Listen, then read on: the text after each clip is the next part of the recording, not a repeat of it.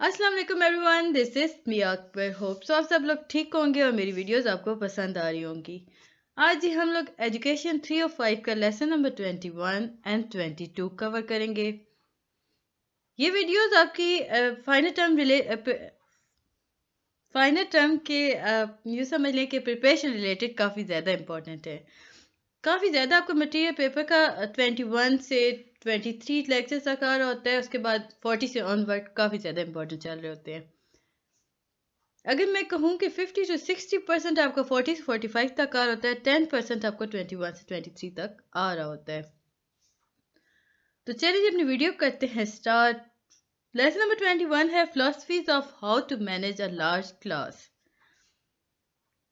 इस लेसन में बेसिकली हम लोग देखेंगे कि एक लार्ज क्लास को कैसे टीचर मैनेज करता है। सबसे पहला जो पॉइंट टीचर के जहन में होना चाहिए, that is listen to all. All student have right to be heard, यानी कि हर स्टूडेंट का राइट है कि उसे सुना जाए। इसी के अंदर हमारे पास एक पॉइंट आता है कि नो चूज एंड फ्यूज, यानी कि होता है इस तरह कि अगर हम लोग देख रहे होते हैं ना क्लासरूम के अंदर प्रॉब्लम रेज हो रही है, तो वो किस तरह हो रही है मैनेजमेंट के अंदर, तो हमें पता ये चलता है कि क्लास के अंदर टीचर ने कुछ बच्चों को चुन लिया, उन्हें ज़्यादा इंपॉर्टेंस देना शुरू कर दी, बाकी सारों को टॉलरेट करना शुरू कर दिया, इग्नोर करना शुरू कर दिया। अब इसके साइड इफेक्ट्स काफ़ी ज़्यादा आ रहे होते हैं क्लास के अंदर, और टीचर इसे अच्छे तरीके से ऐसे करने से वो मैनेज नहीं कर सकती। अब जब हम इतनी ज़्यादा प्रॉब्लम्स की बात कर रहे हैं, हम बता रहे हैं कि किसी को चूज़ नहीं करना चाहिए, हर एक को सुनना चाहिए, तो हेल्दी क्लासरूम हमारे जहन में आता है कि हेल्दी क्लासरूम क्या है। अगर आपके पास क्वेश्चन आता है जी define silent feature of healthy classroom, तो आप उसमें लिखेंगे कि हर स्टूडेंट को पेशेंस, मतलब उसके हर बात को तहम्मुल से सुनना जाए। अब टीचर की काम है, उसकी जिम्मेदारी है कि वो सिंपल एकेडमिक इश्यूज पे बात ना करे, क्लास के अंदर एक टाइम निकाले वो सुनने बच्चों के नॉन एकेडमिक इश्यूज भी।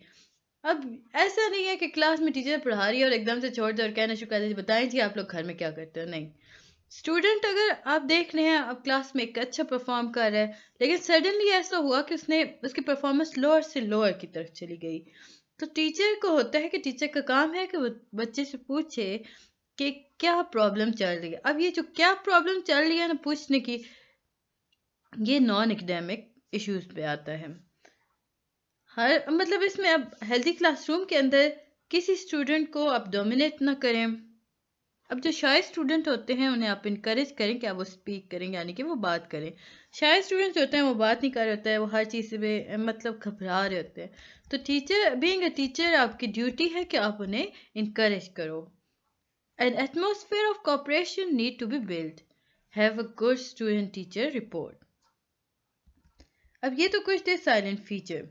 अब हम मैनेजमेंट स्टाइल के अंदर देखते हैं, तो आपके पास अगर क्वेश्चन आता है डिस्कस मैनेजमेंट स्टाइल, तो अगर आपके पास 3 मार्क्स का रहा है आप पॉइंट्स लिख दो।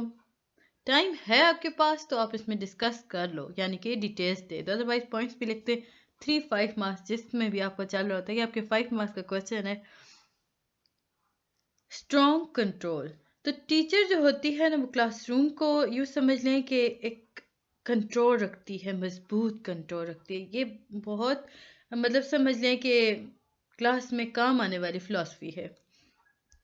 इसके बाद टीचर खुद प्रिपेयर होती है, उसे पता होता है कि किस तरह मैंने पढ़ाना है, और वो प्लान किया होता है उसने काफ़ी एस्पेक्ट्स पर कि क्लास को क्या करना चाहिए। टीचर को मतलब अपना full time full approaches utilize कर रही होती है क्लासरूम के अंदर, और वो स्ट्रिक्टली वॉच कर रही होती है स्टूडेंट का बिहेवियर। अब जब वो ये सारे काम कर रही है तो वो कभी भी टॉलरेट नहीं करती लेट कमर्स को, साइड टॉकिंग को, मिस हैंडलिंग मटीरियल्स और अर्ली डिपार्चर्स। लेट कमर क्लास में जो लेट आते हैं, साइड टॉकिंग यानी लेक्चर के दौरान जो लोग बात कर रहे होते हैं, that is called side talkers, तो उन्हें वो टॉलरेट नहीं करती। मटेरियल आप मिस हैंडल कर रहे हो, टीचर कभी भी क्लास में टॉलरेट नहीं करेगी। अर्ली डिपार्चर यानी कि क्लास ख़त्म होने से पहले जो बच्चे क्लास से निकल जाएं उन्हें भी अलाउ नहीं करती। इसके बाद ही हमारे पास टीचर रोल आता है। तो teacher role is not so important कि आपके पेपर में इतना ख़ास नहीं आ रहा होता, तो हम इसे स्किप कर देते हैं। टॉपिक 123 है जी, लेस इज़ फेयर। अब ये लेस इज़ फेयर क्या है?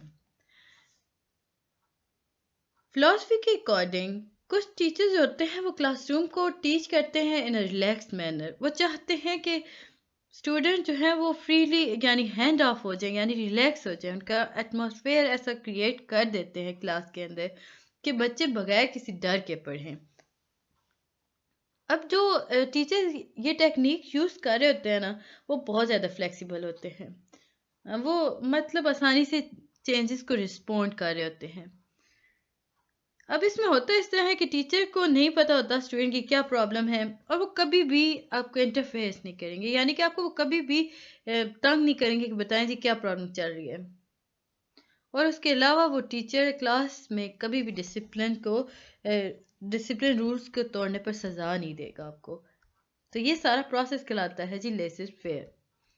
अब इसमें जब हम टीचर रोल को देखते हैं ना, तो टीचर जो होता है, जो इस टेक्निक को यूज़ कर रहा होता है, स्टाइल को यूज़ कर रहा होता है, वो अपनी क्लास को पढ़ाने के लिए मिनिमल प्लानिंग कर रहा होता है। वो सिंपल कोर्स को डिलीवर कर रहा होता है, कंटेंट मटेरियल के बारे में बात कर रहा होता है कोर्स के रिलेटेड। अब ऐसे टीचर जो होते हैं वो रिजिड कंट्रोल के खिलाफ होते हैं। वो चाहते हैं, या यूँ समझ लें कि वो वैल्यू देते हैं रिस्पॉन्स करने की, यानी कि चेंजेस के अंदर जब आप रिस्पॉन्ड कर रहे होते हैं अकॉर्डिंग टू चेंजेस, तो वो इस सारी चीज़ को वैल्यू दे रहे होते हैं। वो क्लास के अंदर फोकस कर रहे होते हैं कंफर्टेबल को। वो चाहते हैं कि एटमॉस्फेयर रिलैक्स हो, कंफर्टेबल हो, जहाँ बच्चा और टीचर दोनों पुरसकून रह सकें। अब ऐसे जो टीचर्स होते हैं ना, वो टॉलरेट कर देते हैं रीडिंग पर, टॉकिंग पर, लेट अराइवल, अर्ली डिपार्चर पर। जब हमने ऊपर बात की तो हमने कहा कि हेल्दी क्लासरूम के अंदर टीचर कभी भी टॉलरेट नहीं करता इन चीज़ों को। लेकिन जहाँ हम लेसन फेयर के बारे में बात कर रहे होते हैं, तो ये जो टीचर होते हैं ये टॉलरेट कर देते हैं रीडिंग को, टॉकिंग को, लेट अराइवल और अर्ली डिपार्चर्स को।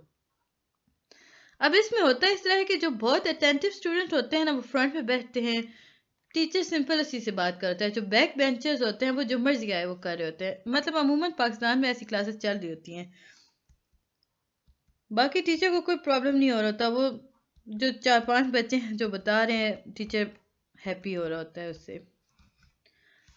टॉपिक 125 और topic 126 is not important according to paper, तो हम लोग इसे करते हैं स्किप। ये था हमारा लेक्चर नंबर 21। अब हम चलते हैं लेक्चर नंबर 22 की तरफ, लार्ज क्लास। अभी हमने बात की कि किस तरह मैनेज किया जा सकता है लार्ज क्लास को। अब हम देखते हैं कि लार्ज क्लास है क्या। क्लास साइज जो होता है वो वाइटल कंपोनेंट होता है जी एजुकेशन प्लानिंग के अंदर और रिसोर्सिंग के अंदर। अगर हम बात करते हैं ना कि क्लास साइज क्या है, जो एवरेज जो परसेप्शन होती है ना लार्ज क्लास की, तो वो हमारे पास होता है अराउंड 50 स्टूडेंट। भाई एक बहुत बड़ी क्लास है, उसमें कितने स्टूडेंट हैं? 50 हैं। तो ये हमारे पास होता है। आगे चल के हमें कहते हैं कि ये जो एक नंबर है, ये मतलब यूँ समझ लें कि इतना ज़्यादा मैटर नहीं करता। What matters is how you, the teacher, see the class size in your own specific situation. Teachers, फिर हमारे पास आता है टीचर स्टांस की। The teacher usually become a preacher by. अब होता है इस तरह है कि टीचर का क्या काम है इस लार्ज क्लास के अंदर। हमने बात की कि लार्ज क्लास जो होती है उसके दो हमारे पास आते हैं जी components, that is education planning और रिसोर्सिंग। फिर हमने बात की कि हमारे नज़दीक ना जिस क्लास में 50 स्टूडेंट्स होंगे वो लार्ज क्लास है। आगे चल के हमें बताया गया कि ये नंबर जो है ये मैटर नहीं करता। मैटर सिंपल ये करता है कि आप क्या हो, टीचर आपको किस तरह क्लास में पढ़ा रही है। अब हम आगे बढ़ते हैं तो टीचर का स्टांस देखते हैं। टीचर क्या करती है क्लास में? लेक्चर देती है। आपके बोर्ड पर ब्लैक बोर्ड, वाइट बोर्ड, जो भी आपके पास बोर्ड क्लास में अवेलेबल होता है उस पर राइट करती है नोट्स को, ताकि स्टूडेंट्स उसे कॉपी कर सकें।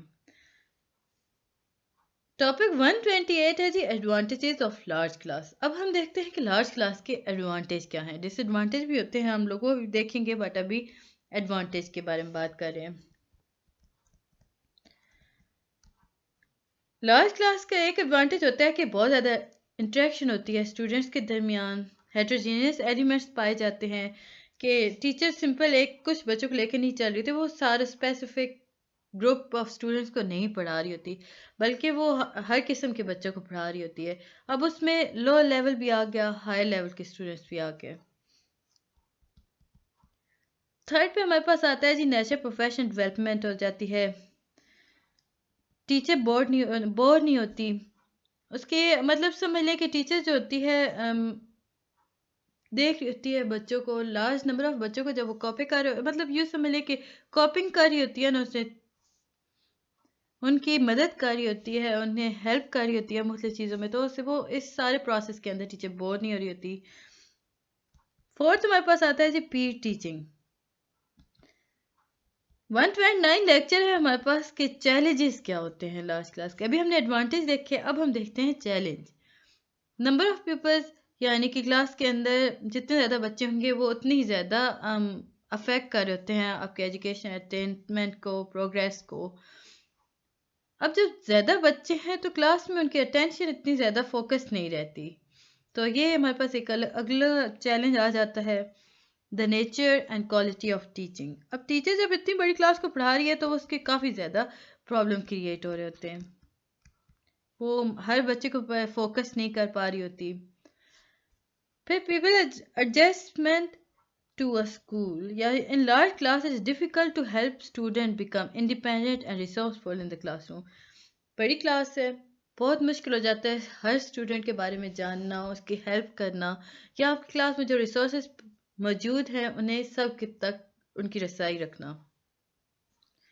अब जो स्टूडेंट होते हैं ना वो उनके अंदर ना समझ लें कि वो अफेक्ट हो रहे होते हैं social development by the amount of space available in class.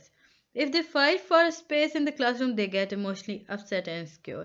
अब हो इस तरह होता है कि जो लार्ज क्लास होती है उसमें हर चीज़ में प्रॉब्लम आ रही होती है, स्टूडेंट एक दूसरे के साथ लड़ाई भी कर रहे होते हैं। अब जब वो लड़ाई करते हैं अपनी स्पेस बनाने के लिए क्लास के अंदर, तो उनके अंदर कुछ प्रॉब्लम्स क्रिएट हो रहे होते हैं, वो खुद को इनसिक्योर फील कर रहे होते हैं, वो इमोशनली अपसेट हो रहे होते हैं। अब टीचर का मोरल जो होता है वो लार्ज क्लास की वजह से काफ़ी आगे पीछे हो जाता है, वो खुद को स्ट्रेसफुल महसूस कर रही होती है, उसे गुस्सा आ रहा होता है हर बात पे, तो वो टीचर शाउट करते हैं। इसके बाद ही हम लोग चलते हैं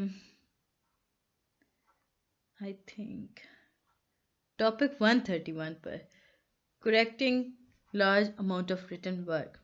अब जब हम large amount of written work के बारे में बात करें कि जब बच्चे बहुत ज़्यादा होंगे तो वो बहुत सारी कापीज़ होंगी, तो टीचर किस तरह काम कर सकती है। Group work.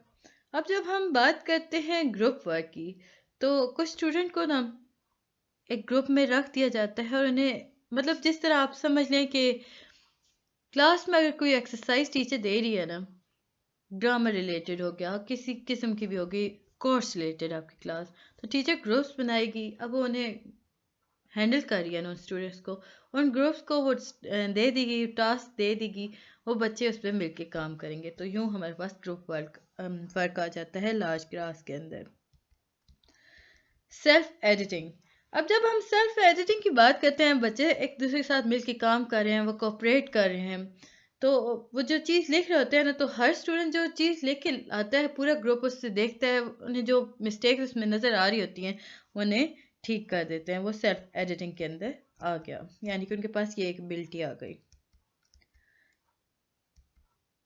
Challenge in large sheet class के अंदर हमारे पास अगला जो चैलेंज आता है that is calling the roll number. काफ़ी मुश्किल हो जाता है कि हर क्लास का रोल नंबर हो, तो फिर टीचर क्या करती है, वो शीट दे देती है जिसपे आपका नाम लिखा होता है, रोल नंबर लिखा होता है, आपने उसे साइन करना होता है।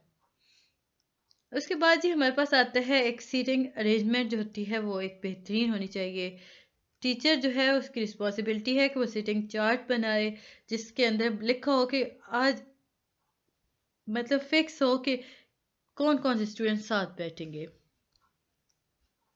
तो इस तरह आसानी हो जाती है, स्पेस में बच्चे लड़ाई नहीं कर रहे होते, वो खुद से बैठ जाते हैं।